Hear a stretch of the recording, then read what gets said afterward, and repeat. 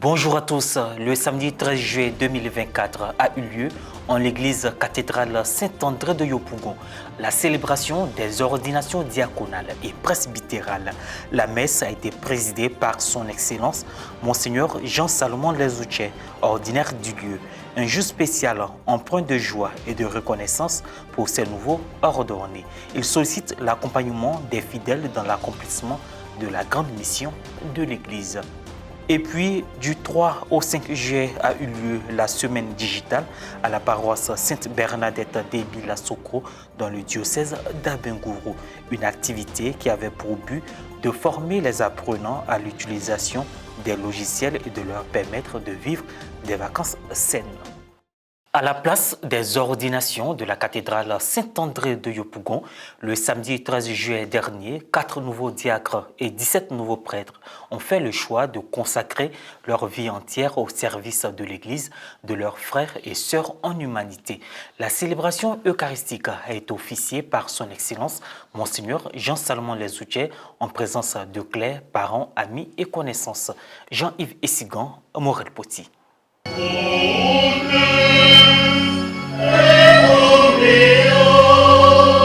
Ce sont au total 4 candidats au diaconat et 17 au presbytérat qui ont été ordonnés comme diacres et prêtres le samedi 13 juillet dernier en la paroisse cathédrale Saint-André de Yopougon. La célébration des ordinations diaconales et presbytérales a été présidée par l'ordinaire du lieu, son Excellence Monseigneur Jean-Salomon Lezoutier, et concélébrée par les pères Thierry Mobio, délégué de la pastorale des vocations, Donatien Inguessa Lilo, vicaire général, Donatien Lolo, vicaire épiscopal chargé du clergé diocésain et d'autres prêtres. Ceux en présence des religieux et religieuses, des autorités administratives et coutumières, des parents, des amis et connaissances, sans oublier les fidèles laïcs. La nouvelle a été donnée par le père Donatien Inguessa Lilo. Après le mot de bienvenue, la première étape des ordinations a débuté par les candidats au diaconat. Lopez Conerero Jacob, du chemin néo-catéchuménal. Le père Thierry Mobio, délégué de la pastorale des vocations, a procédé à l'appel, la présentation et l'élection des candidats. La deuxième étape fut celle des candidats au presbytérat, dont l'appel, la présentation et l'élection a été faite par le père Donatien Lolo, vicaire épiscopal chargé du clergé diocésain. Dans son homélie et s'appuyant sur les textes liturgiques du jour, Monseigneur Lezoutier a mis l'accent sur la crainte des hommes face aux grandes missions qui leur sont confiées et que toute personne soit libre de ses choix. Dieu démontre qu'il traite les hommes en respectant leur liberté. C'est vrai qu'il appelle. Il dit, qui enverrai-je à ma moisson, comme nous avons l'habitude de le dire, qui serait mon messager? Il ne dit pas au prophète, va. Il laisse le prophète libre de dire lui-même, c'est moi. Moi, je suis volontaire pour aller. C'est ce que nous avons fait ici. Le rite que vous venez de voir, si tu veux suivre Jésus-Christ, il y a des conditions. Mais on ne t'oblige pas. Pourquoi les serviteurs de Dieu ont si peur de cette mission? Vous prenez Moïse. Moïse, Dieu l'envoie et dit non. Prends quelqu'un d'autre, je ne sais pas parler. On lui a trouvé Aaron. Jérémie a été envoyé et Dieu lui dit, n'aie aucune crainte de leur présence, car je suis avec toi pour te délivrer. Alors, on a touché sa bouche pour l'aider. Je suis en train de lire Jérémie chapitre 1er. Ne tremble point devant eux, c'est Dieu qui dit à Jérémie. Sinon, je te ferai trembler moi-même devant eux. Si tu trembles devant eux, c'est moi-même qui te ferai trembler devant eux. La liturgie de l'ordination s'est ouverte par le chant du Veni Creator.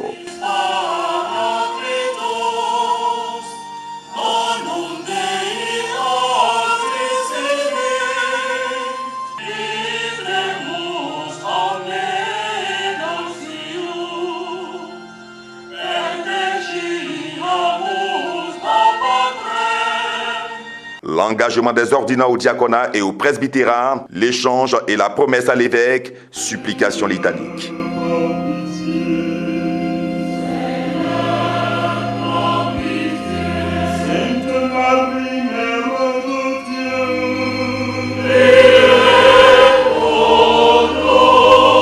Par Par la suite, il y a eu le rite d'ordination des diacres, l'imposition des mains, la vertu, la remise du livre des évangiles. Et le rite d'ordination des prêtres, l'imposition des mains, la prière d'ordination, la vertu, l'onction des mains, la remise du calice et de la patène, et enfin le baiser de paix aux 4 nouveaux diacres et 17 nouveaux prêtres. S'en est suivi les différents rites habituels.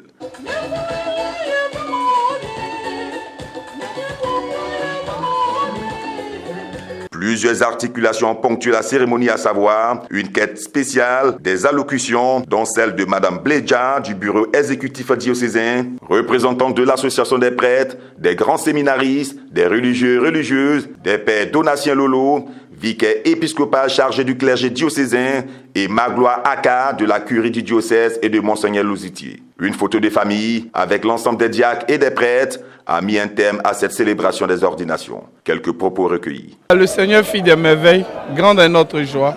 C'est tout un cheminement, mais aujourd'hui, on voit l'œuvre du Seigneur qui s'accomplit dans notre vie.